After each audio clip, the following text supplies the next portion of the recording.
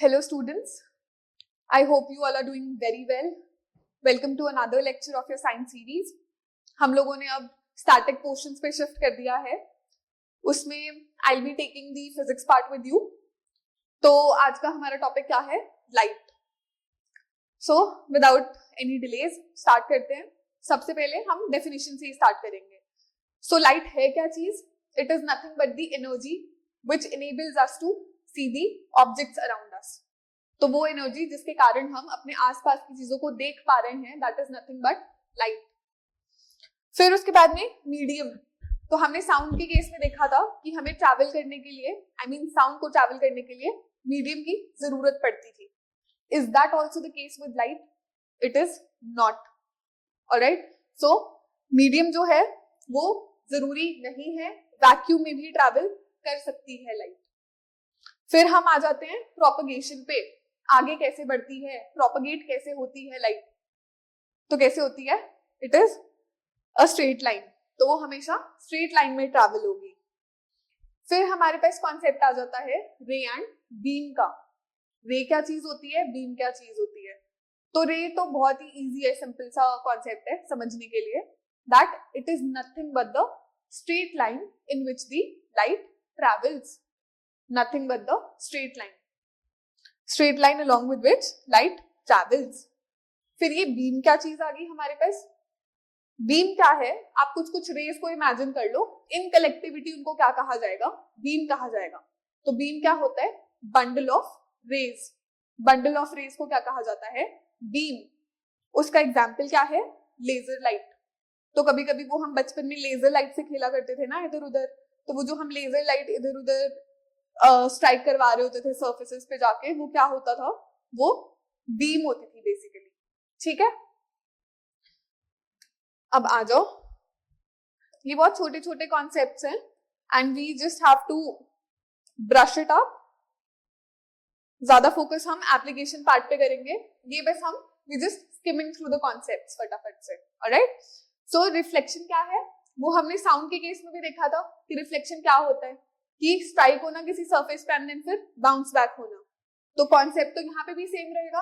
तो लाइट के केस में भी यही हो रहा है कि हमारा जो लाइट है वो आ रही है, it is getting striked on some surface and then it is bouncing back.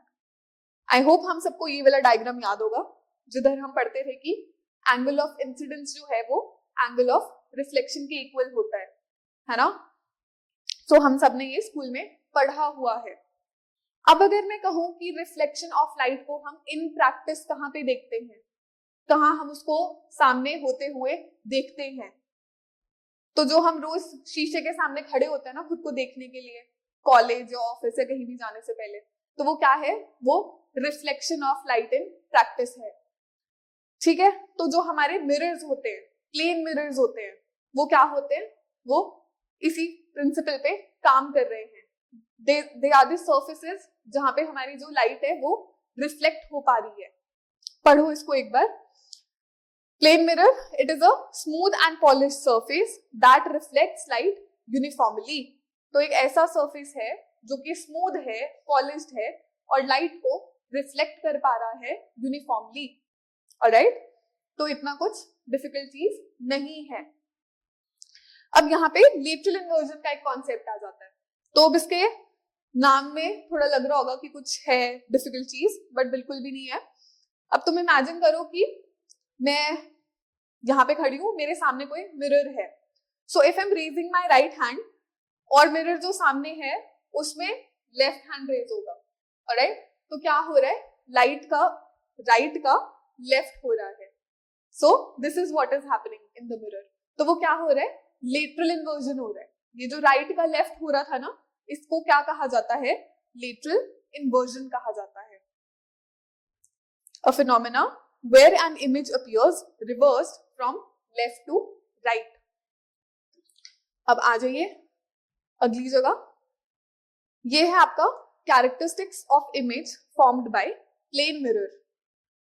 तो हम एक चीज याद रखेंगे कि जब भी हमारी वर्चुअल इमेज बनेगी वो हमेशा इरेक्ट होगी, और जो इमेज इरेक्ट होगी वो हमारी वर्चुअल इमेज होगी. इसको बेटर तरीके से समझाने के लिए इस पेन को इमेजिन करो। अब इस पेन का जो टिप है वो नीचे वाली साइड है। अब अगर मैं इसको मिरर में देखूं तो इसका जो टिप है वो अभी भी नीचे ही अगर दिख रहा है तो फिर वो वर्चुअल इमेज बनी है, ठीक है, और वो इरेक्ट ही है, वो इमेज में भी टिप को ही नीचे दिखा रहा है। So your virtual image is your erect image, और जहां पे इरेक्ट होगी वहां पे आपकी इमेज वर्चुअल होगी। अगर बाय चांस ये टिप यहाँ पे पेन की नीचे है और मिरर है, supposedly my this left hand is the mirror, और वहां पे हमें दिख रहा है कि अब टिप ऊपर होगी है इमेज में, तो फिर वो क्या होता, वो रियल एंड इन्वर्टेड इमेज हो जाती। बट हमें तो हम सीधे ही दिखाई देते हैं प्लेन मिरर में, है ना, मुंह ऊपर होता है तो ऊपर ही दिखाई देता है। ऐसे तो नहीं है कि पांव ऊपर आ गए और मुंह नीचे चला गया, that doesn't happen. So therefore our image that we see in the plane mirror is always virtual and erect. तो ये चीजें तो हमें पता चल गया। अब देखते हैं लेटरली इन्वर्टेड होती है, मैंने बताया अभी तुम्हें पिछली वाली स्लाइड पे कि लेफ्ट का राइट हो जाता है, तो लेटरल इन्वर्जन तो होता ही है। अब ये दोनों बहुत ही इजी सी चीजें हैं कि अगर ये पेन तुम्हारा 20 सेंटीमीटर का है तो वो इमेज में भी 20 सेंटीमीटर का ही दिखाई देगा, वो छोटा या बड़ा नहीं दिखाई जाएगा, वो मैग्नीफाई या फिर डिमिनिश नहीं हो रहा। तो 20 सेंटीमीटर का अगर पेन है 20 सेंटीमीटर ही वो इमेज में दिखाई दे रहा है, ऑलराइट। बाकी अगर अब ये दोबारा से इमेजिन करो कि मेरा जो हैंड है वो मिरर है and this is the pen, and अब ये मिरर और पेन के बीच में जो डिस्टेंस है दैट इज 10 सेंटीमीटर, और यहाँ पे अब वो इमेज बन रहा है, तो इमेज और मिरर के बीच में भी 10 सेंटीमीटर का ही डिस्टेंस होगा। सो मिरर और ऑब्जेक्ट का distance will be equal to mirror और इमेज का डिस्टेंस, ठीक है। तो ये हमारी कुछ कैरेक्टरिस्टिक्स हैं, कुछ फीचर्स हैं जो प्लेन मिरर को अप्लाई होते हैं, ऑलराइट। अब हम आगे बढ़ते हैं। अब आ गया हमारा कॉन्सेप्ट ऑफ स्फेरिकल मिरर। अब ऐसे मिरर हो जिनका जो सरफेस हो वो कर्व्ड हो। इसके लिए बेस्ट एग्जांपल है स्पून का। तो जो स्पून है हमारा, उसका एक तो होगा जिधर से हम खाते हैं, जिसपे चीजें उठ के आती हैं सामने, तो वो हमने देखा है कि ऐसे इनवर्डली कर्व्ड होता है ना। अगर कोई हमारा मिरर वैसे ही इनवर्डली कर्व्ड होगा, उस चीज को क्या कहा जाएगा, कॉनकेव मिरर। और जो स्पून का बैक पोर्शन होता है वो आउटवर्डली कर्व्ड होता है, वैसे से मिरर को क्या कहा जाएगा, कॉन्वेक्स मिरर कहा जाएगा, ठीक है। तो एक बार इसको देख लो, concave mirror if the reflecting surface is curved inwards, and your convex mirror if the reflecting surface is curved outwards. इसको हमने स्पून के एग्जाम्पल से समझा।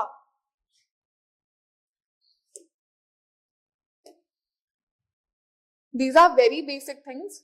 I hope हम सबको याद होंगी, अदरवाइज यहाँ पे रिविजन करते करते पक्का याद हो गई होंगी।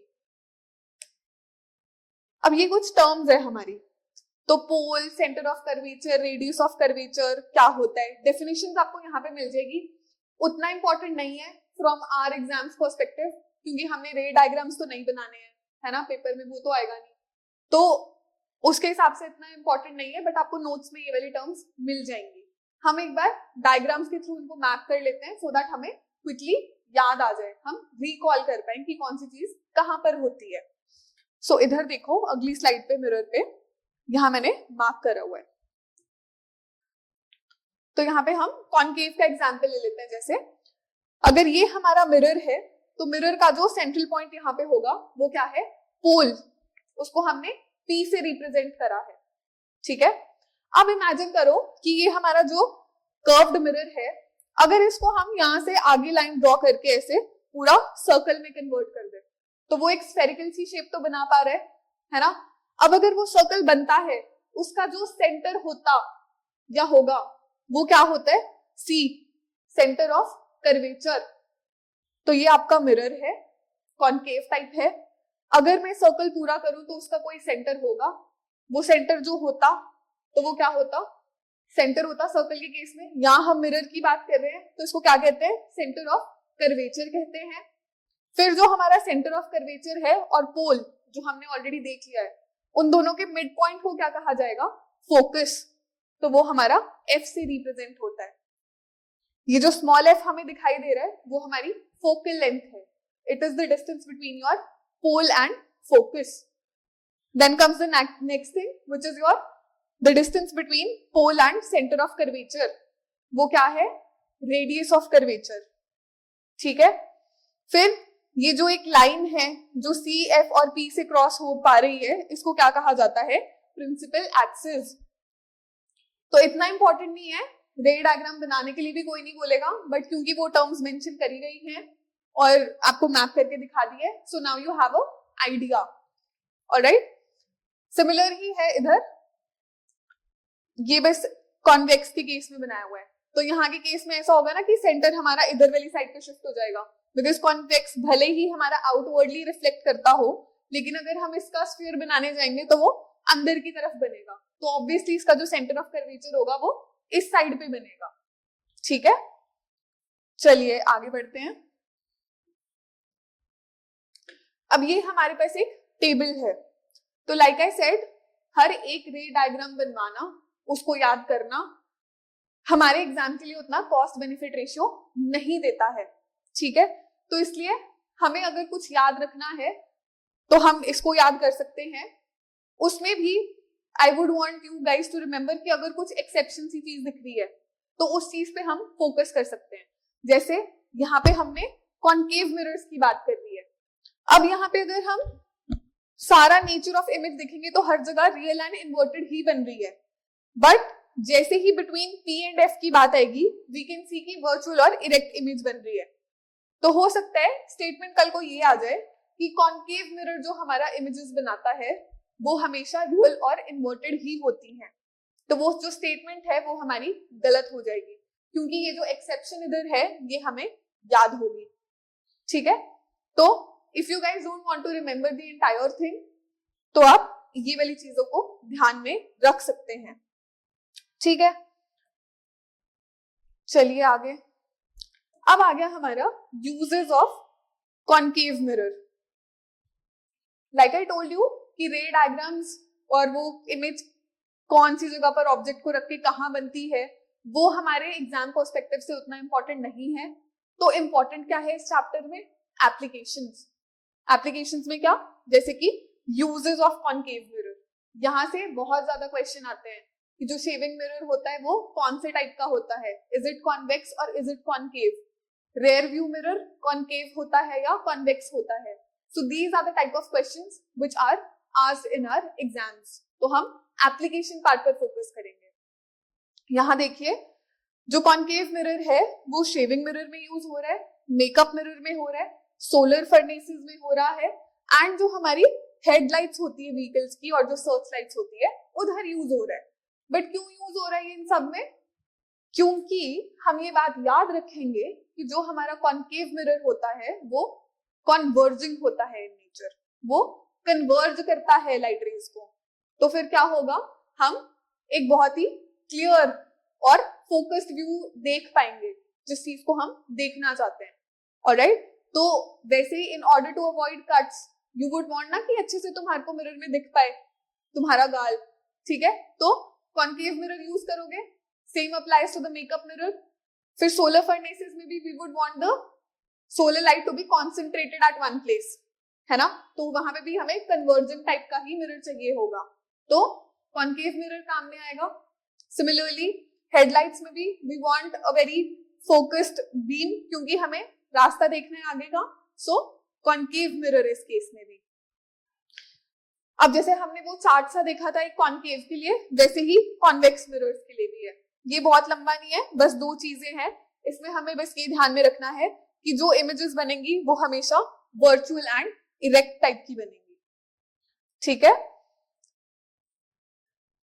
जहां पर कॉन्सेप्ट है आपको समझा दिया जाएगा. उसके अलावा there will always be a few things जो आपको याद ही रखनी पड़ेंगी.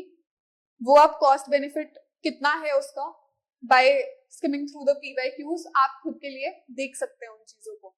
ठीक है, अब मैंने जैसे बताया था रेयर व्यू मिरर्स. तो रेयर व्यू मिरर्स में कौन सा मिरर यूज होता है आपका? कॉन्वेक्स टाइप का. अब यहाँ पे क्यों कॉन्वेक्स यूज होता है? बिकॉज ये जो लेंस, आई एम सॉरी, ये जो मिरर है ये कौन से टाइप का है? डाइवर्जिंग टाइप का है. तो यहाँ पे हमें डाइवर्जेंट इमेज मतलब बहुत ही ब्रॉडर व्यू मिल सकता है. तो अगर गाड़ी के साइड मिरर से हम देखना चाहेंगे पीछे का view, so we wouldn't wanted to focus on one part, no, we would want कि एक ब्रॉडर हमें पिक्चर दे दे कि पीछे कैसा सा है, सो दैट हम अकॉर्डिंगली ड्राइव कर सके प्रॉपर वे में। तो वहां पे कौन सा मिरर यूज होता है हमारा? कॉन्वेक्स मिरर, जो कि है डाइवर्जेंट। ठीक है, तो इसकी एक ही एप्लीकेशन है और ये क्वेश्चन आया हुआ है एचएएस में भी, ये क्वेश्चन आया हुआ है कि हमारा जो रेयर व्यू मिरर होता है वो कौन सा होता है, इज इट कॉनकेव और इज इट कॉन्वेक्स? अब तो स्टेटमेंट बेस्ड आने लगे हैं, तो it can be one of your statements. ठीक है, अगली चीज quickly coming on to it is magnification. तो मैग्निफिकेशन क्या होता है कि अगर हमारा ये ऑब्जेक्ट है, इसके कंपैरिजन में कितनी बड़ी हमें कोई इमेज दिखाई पड़ रही है, उस चीज को क्या कहा जाएगा? मैग्निफिकेशन। एक बार पढ़ लो, it is the extent to which an image is magnified with respect to the object size. तो वही चीज जो मैंने आपको बताई कि with respect to the object हमें कितना मैग्निफाई होकर इमेज मिल रही है, वो क्या है? मैग्निफिकेशन। उसका एक फॉर्मूला होता है जो कि है height of image divided by the height of object. कुछ भी डिफिकल्ट नहीं है, बड़ी ही सिंपल चीजें हैं, फटाफट से रिवाइज भी हो पा रही हैं। अब अगली चीज आ गई हमारे पास, रिफ्रैक्शन। तो रिफ्रैक्शन क्या चीज होती है? Refraction is nothing but the bending of light when it travels from one medium to another medium. ठीक है, जब एक मीडियम से दूसरे मीडियम में हमारी लाइट एंटर करती है उसको रिफ्रैक्शन कहा जाता है। ऑलराइट, क्योंकि वहां पे वो बेंड हो जाती है, उस बेंडिंग को रिफ्रैक्शन कहा जाता है। लेकिन ये बेंडिंग क्यों होती है? ये इसलिए होती है क्योंकि जो हमारी स्पीड है लाइट की, जब वो एक मीडियम में ट्रैवल कर रही है तो कुछ और है, जब वो दूसरे मीडियम में एंटर कर रही है तो वो जो स्पीड है उसमें कुछ ना कुछ डिफरेंस आ रहा है। क्योंकि स्पीड ऑफ लाइट में डिफरेंस आ रहा है इसलिए वो बेंड हो रही है, और उस बेंड होने को हम क्या कह रहे हैं? रिफ्रैक्शन कह रहे हैं। I will like to repeat it again, bending of light when it travels from one medium to another medium is refraction. Why is refraction happening? Because the speed of light is changing from one medium to another medium. It is that simple. अब ये जो bending है ये किस extent तक हो रही है, कोई चीज कितना ज्यादा लाइट को बेंड कर सकती है, उस चीज को क्या कहा जाता है? रिफ्रैक्टिव इंडेक्स कहा जाता है। ठीक है, तो ability of a medium to bend light is called as refractive index. It is directly proportional to bending in density, which means जितनी ज्यादा बेंडिंग होगी या जितनी ज्यादा डेंसिटी किसी चीज की होगी उतनी ही ज्यादा उसकी रिफ्रैक्टिव इंडेक्स होगी। ठीक है, और यहाँ पे आप देख सकते हो कि जो रिफ्रैक्टिव इंडेक्स है that is inversely proportional to your speed, मतलब जितनी ज्यादा स्पीड होगी उतना कम रिफ्रैक्टिव इंडेक्स होगा। ठीक है, अब कुछ जगह ये क्वेश्चन पूछा जाता है कि रिफ्रैक्टिव इंडेक्स के अकॉर्डिंगली अरेंज कर दो चीजों को। You don't need to remember the values जो यहाँ पे दी गई है, बस आपको इतना पता होना चाहिए कि एयर का कम है, फिर आइस का ज्यादा है, वाटर का और ज्यादा है, और ऐसे करते करते डायमंड का सबसे ज्यादा है रिफ्रैक्टिव इंडेक्स। द साइन जो यहाँ पे है ये ग्रेटर देन वाला, ये गलत वाली साइड पे है। ठीक है, आप इसको प्लीज चेंज कर लेना अपने नोट्स में। तो यहाँ पे डायमंड का सबसे ज्यादा होगा। ठीक है, so which means it is greater. तो एयर से डायमंड में कैसे कैसे बढ़ता जा रहा है रिफ्रैक्टिव इंडेक्स, इसको आप याद रख सकते हो कि एयर का सबसे कम है, फिर आइस का उससे थोड़ा ज्यादा है, वाटर का आइस से भी ज्यादा है, अल्कोहल का वाटर से ज्यादा है, क्वार्ट्ज है, एंड डायमंड का सबसे ज्यादा है। ठीक है,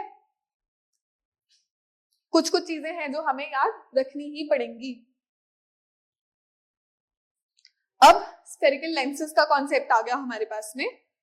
तो स्फेरिकल लेंस कुछ नहीं है, बस ऐसा देखो कि अगर तुम्हारे दो कर्व्ड सरफेसेस होंगे, अगर, है ना, अब तुम स्पून का एग्जांपल ले लो, अगर हम स्पून की साइड्स को ज्वाइन कर दें, अब सपोजली वो जो आउटवर्डली कर्व्ड सरफेस थे, हम उन दोनों को दो स्पून लेके आए, उनका जो आउटवर्ड कर्व्स है उनको ज्वाइन कर दें, तो हमें कुछ ऐसी सी ही चीज दिखेगी ना, तो वो क्या होगा, हमारा कॉनकेव लेंस की तरह दिखाई देगा। अब प्लीज उसको ऐसे मत समझ लेना कि वो स्पून टाइप वैसे ही कुछ लेंसेज होते हैं, वो ट्रांसपेरेंट होते हैं, है ना। तो मैं तुम्हें सिर्फ एग्जाम्पल के लिए स्पून से समझा रही हूँ। और अगर तुम स्पून की जो इनवर्डली कर्व सरफेसेस हैं उसको तुम आपस में ज्वाइन कर दो तो वो कुछ ऐसा सा दिखेगा। तो अगर वैसा सा लेंस होगा तो कौन सा होगा, कॉन्वेक्स होगा। ठीक है, एक बार पढ़ लो लेंस क्या होता है। It is a transparent optical device bounded by two surfaces of which at least one surface is a sphere. तो जरूरी नहीं है कि दोनों सर्फेसेस ही स्फीयर हो, एक भी होगा तो भी वो लेंस होगा। ठीक है, अब यहाँ पे ध्यान देने वाली चीज क्या है, हमने देखा कि जो कॉनकेव मिरर था वो क्या था, कॉन्वर्जिंग टाइप का था। यहाँ पे जो कॉनकेव लेंस है वो क्या है, डाइवर्जिंग टाइप का है। यहाँ पे स्विच हो गए हैं, अदला बदली हो गई है। तो कॉनकेव यहाँ पे डाइवर्जिंग हो गया है और कॉन्वेक्स यहाँ पे कन्वर्जिंग हो गया है। तो जो मिरर्स में केस था वो यहाँ पे उल्टा हो जाता है, कॉनकेव का कॉन्वेक्स हो जाता है, कॉन्वेक्स का कॉनकेव हो जाता है। ठीक है, इस चीज को आप स्टार मार्क कर सकते हैं, इसको ध्यान में रखेंगे क्योंकि फिर ये एप्लीकेशंस पे चेंज लेकर आएगा। अगेन वैसा ही एक टेबल आ गया है, you guys can have a look, otherwise ये नोट्स में तो तुम्हें मिल ही जाएगा। अगेन मेरे हिसाब से जो याद रखने वाली चीज है वो ये है कि यहाँ पे वर्चुअल और इरेक्ट इमेज कहाँ बनेगी, when the object is between F1 and O। तो यहाँ पे हमने कंफ्यूज नहीं होना है कि ये F1 और बाकी की चीजें क्या आ गई हैं। अब सी अगर ये तुम्हारा लेंस है तो ये दो साइड से कर्व्ड होगा ना, तो ये O इस चीज को बोला जाता है जो तुम्हारा सेंटर होता है लेंस का। ठीक है, वो तुम्हारा ऑप्टिकल सेंटर होता है बेसिकली, इसलिए O से उसको डिनोट करते हैं। फिर अब एक साइड पे यू विल हैव F1, दूसरी साइड पे यू विल हैव F2।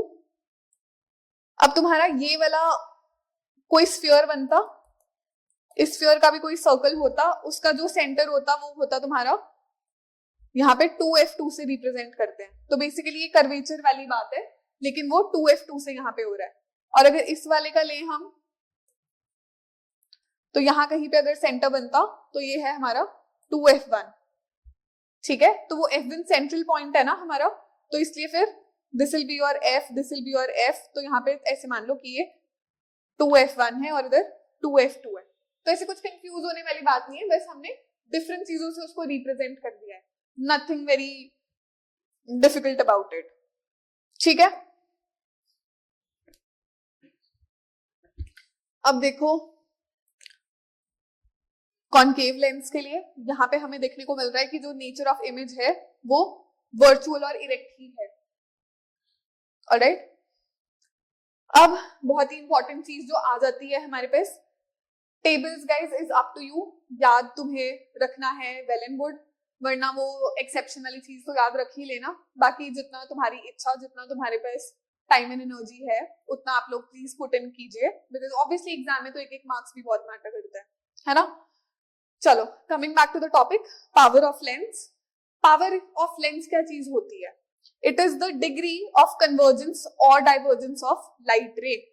तो कितना तुम्हारी लेंस में कैपेबिलिटी है कि वो कन्वर्ज या फिर डाइवर्ज कर पाए लाइट रेज को, उसे क्या कहा जाएगा, your power of the lens. ठीक है, इसका एसआई यूनिट हमें याद रखना पड़ेगा कि डायोप्टर होता है, पूछा गया है एग्जाम्स में कि एसआई यूनिट क्या होता है पावर का। So what is it, dioptre. दूसरी चीज हमें जो याद रखनी है कि कॉनकेव लेंस की जो पावर होती है वो हमेशा नेगेटिव में होती है एंड जो कॉन्वेक्स की होती है वो पॉजिटिव में होती है।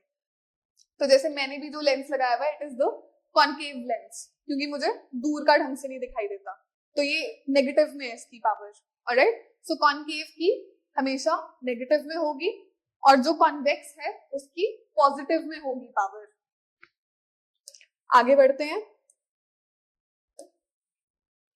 आगे हमारा कॉन्सेप्ट है डिस्पर्जन ऑफ लाइट का।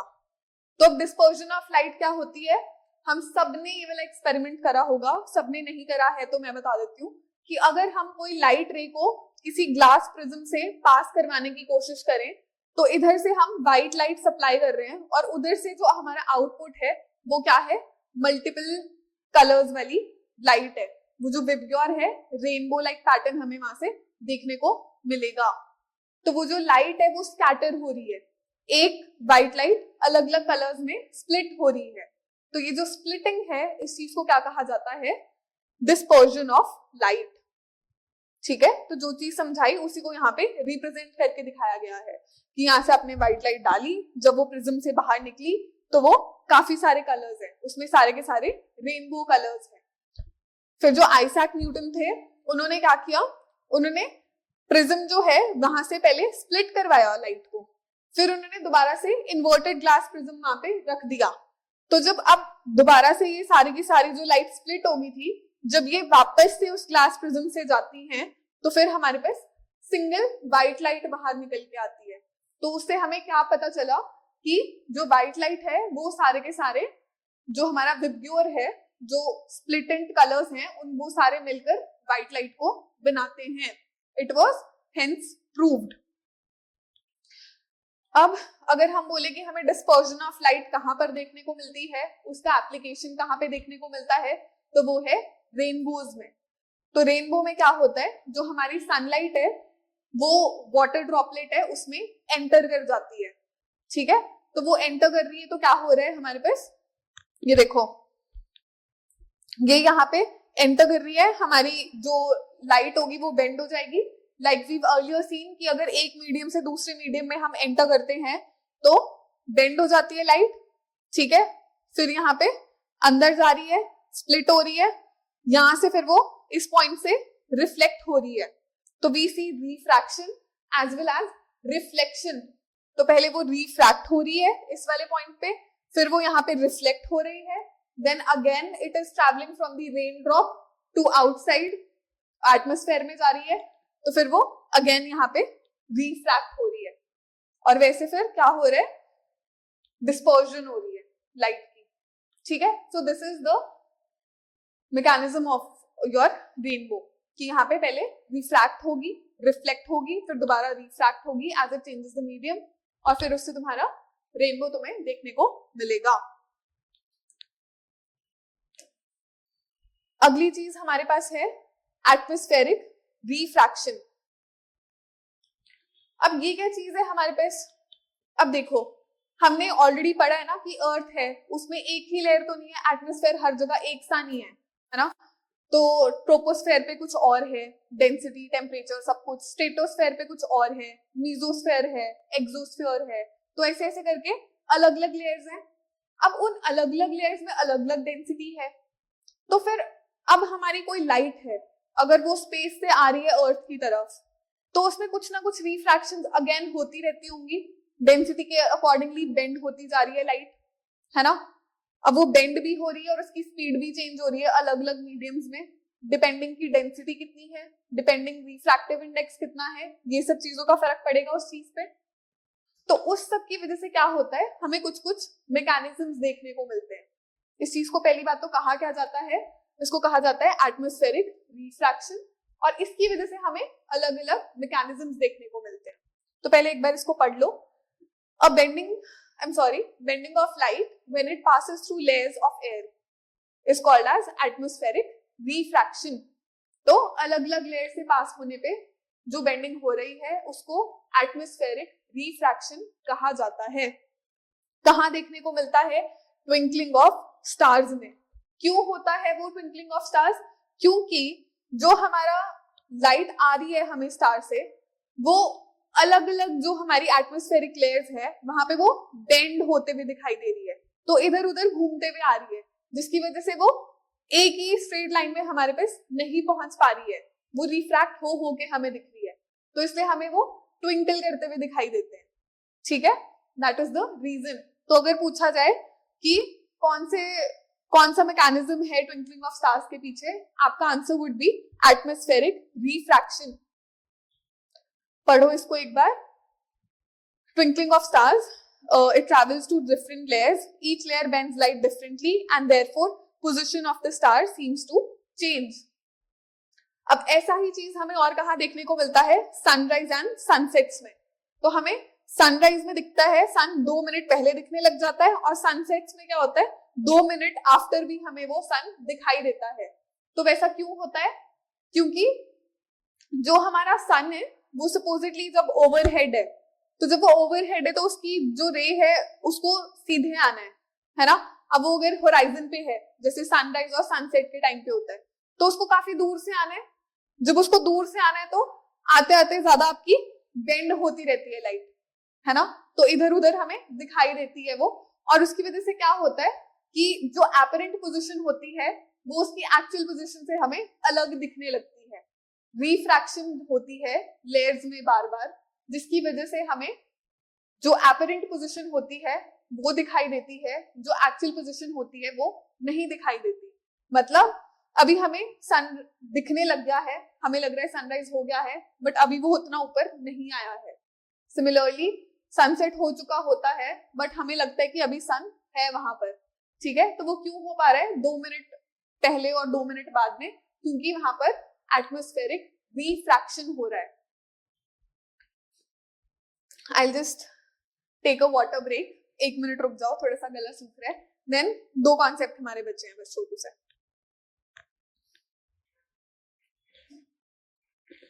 ऑल राइट, सो अब इस हमारी ये वाली चीज रह गई है, ठीक है। तो यहाँ पे डिस्पर्जन हमने देख लिया लाइट का क्या होता है। अब आ गया हमारा स्कैटरिंग ऑफ लाइट क्या होता है। तो अगर किसी पार्टिकल को कोलाइड करने के बाद हमारी जो लाइट्स हैं वो यहाँ वहां स्कैटर होने लगे, उस चीज को क्या कहेंगे, स्कैटरिंग ऑफ लाइट कहेंगे। अगर उसको डेफिनेशन फॉर्म में हमने देखना है तो light rays directed in multiple directions after interacting with particles is called scattering of light. अब स्कैटरिंग ऑफ लाइट तो बहुत ही इजी है समझना, इसमें टिंडल इफेक्ट एक चीज आती है, वो स्कैटरिंग ऑफ लाइट का ही एक पार्ट है, एक सब पार्ट है। अब इसको समझो क्या होता है। हम कह रहे हैं कि क्योंकि पार्टिकल्स लाइट को स्कैटर करते हैं, अब उनके स्कैटर करने की वजह से हमें जो लाइट का पाथ है वो विजिबल होने लग जाए। अगर हमें लाइट विजिबल होने लग जाए स्कैटरिंग की वजह से, तो उस चीज को क्या कहा जाता है, टिंडल इफेक्ट कहा जाता है। तो पहले पढ़ो, then I'll give you an example. When path of light becomes visible because of tiny particles in a mixture which scatter light. तो अब हम फॉरेस्ट का एग्जाम्पल लेते हैं। तो फॉरेस्ट में होता है ना कि बहुत सारी ट्रीज हैं, उन ट्रीज की वजह से वहां पे कुछ कुछ हैं बाकी के सारे पार्टिकल्स, और फिर जब सनलाइट आती है तो हमें वो उन ट्रीज से आती हुई दिख जाती है। तो बेसिकली हो क्या रहा है यहाँ पे कि वो जो लाइट का पाथ है कि वो कैसे स्ट्रेट लाइन में ऊपर से नीचे की तरफ ट्रैवल कर रही है, penetrating through the forest canopy, it is entering from the sky to the ground. तो वो क्या हो रहा है, the light of path is becoming visible, so that is the example of your Tyndall effect, ठीक है। आई होप हमें समझ में आ गया कि जब हमें स्कैटरिंग की वजह से लाइट का पाथ विजिबल होने लगे उस चीज को कहा जाता है टिंडल इफेक्ट। अब अगर हम स्कैटरिंग की एप्लीकेशन देखें तो कैसे टाइप के क्वेश्चंस पूछे जाते हैं कि जो हमारा डेंजर साइन होता है वो हमेशा रेड में ही क्यों होता है, या फिर जो हमारा स्काई है वो हमें ब्लू क्यों दिखाई देता है। तो इसका जो आंसर है और इसके पीछे का जो कॉन्सेप्ट है वो स्कैटरिंग ऑफ लाइट है। तो यहाँ पे एग्जैक्टली हो क्या रहा है कि जो इधर देखो, ये जो विबग्योर है, ये जब मैंने तुम्हें स्प्लिटिंग ऑफ लाइट बताया था इनटू द 7 कलर्स, तो वहां पे क्या हो रहा था, violet, indigo, blue, green, yellow, orange और रेड, इन कलर्स में हमारी लाइट स्प्लिट हो रही थी। अब जैसे जैसे हम V से रेड की तरफ ट्रैवल करते हैं वैसे वैसे हमारा जो वेवलेंथ है जिसको हमने यहाँ पे लैम्डा से रिप्रेजेंट किया है, तो ये जो हमारा लैम्डा है that represents your increasing wavelength. तो सबसे पहले हमारा स्काई क्यों ब्लू होता है, बिकॉज जो टाइनी पार्टिकल्स हमारे एटमॉस्फेयर में होते हैं वो सिर्फ जो शॉर्ट वेवलेंथ होती है उनको ही स्कैटर कर पाते हैं, ठीक है।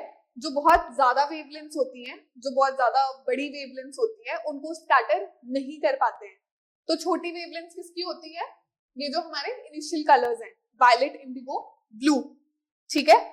तो ब्लू को ही स्कैटर कर पाते हैं वो टाइनी पार्टिकल्स, बिकॉज ब्लू की वेवलेंथ कम है, तो that is why the sky is blue. Again वो जो दूसरा क्वेश्चन था कि जो डेंजर साइन होता है हमारा वो रेड ही क्यों होता है, तो वो क्यों होता है रेड ही? क्योंकि रेड को स्कैटर करना इज डिफिकल्ट, तो दूर से ही अगर कोई आ रहा है उसको पता चल जाए कि हाँ इधर डेंजर है, so that is why the danger signs are always in red, because wavelength is much more, it can not be scattered. इससे रिलेटेड एक और चीज है कि हमें जब भी सनसेट हो रहा होता है या फिर जब सनराइज होता है तो हमें ऑरेंजिश क्यों अपीयर होता है स्काई, है ना? वैसे तो हम कह रहे हैं कि ब्लू ही दिखता है हमें, बट सनसेट और सनराइज के टाइम पे क्यों ऑरेंजिश दिखता है? तो वो जो मैंने आपको अभी थोड़ी देर पहले अभी बताया कॉन्सेप्ट, जब एटमॉस्फेरिक रिफ्रैक्शन भी पढ़ाई थी, तो क्या होता है कि जब होराइजन पे होता है ना हमारा सन, जब ओवरहेड है तो डायरेक्टली आ रहा है ना, और उसको डिस्टेंस भी कम ट्रैवल करना पड़ रहा है। जब ओवरहेड है सन तो कम डिस्टेंस ट्रैवल करना पड़ रहा है, ठीक है। जब वो दूर है तो ज्यादा हमें डिस्टेंस ट्रैवल करना पड़ रहा है, तो फिर वहां से क्या हो रहा है, जो रेज आ रही है वो धीरे धीरे स्कैटर होते होते होते होते धीरे धीरे ब्लू भी स्कैटर हो जाता है, ग्रीन भी स्कैटर हो जाता है, येलो भी स्कैटर हो जाता है, फिर ऑरेंजिश तक बात आने लग जाती है। क्योंकि डिस्टेंस ज्यादा ट्रैवल करना पड़ रहा है तो शॉर्टर वेवलेंथ्स जो है दे गेट स्कैटर्ड पहले ही, वो हमारी तुम ये मान लो कि खत्म हो गई स्कैटर हो के, उसके बाद में जो बचा इतना दूर से क्योंकि वो आ रही थी रेज, तो फिर क्या हुआ, अब उनका कलर जो है वो ऑरेंजिश और रेड मिल गया हमें, ठीक है। तो these were the concepts related to your scattering of light and the topic remains very important from your pre perspective. I hope ये वाले सारे concepts clear हो गए हैं। अगर नहीं हुए हैं तो प्लीज वापस जाके देख लो वीडियो में, जहां पे जो चीज समझ में नहीं आई है नोट्स आप लोगों को प्रोवाइड कर दिए जाएंगे। Thank you for the patience, I will see you in the next video. Thank you.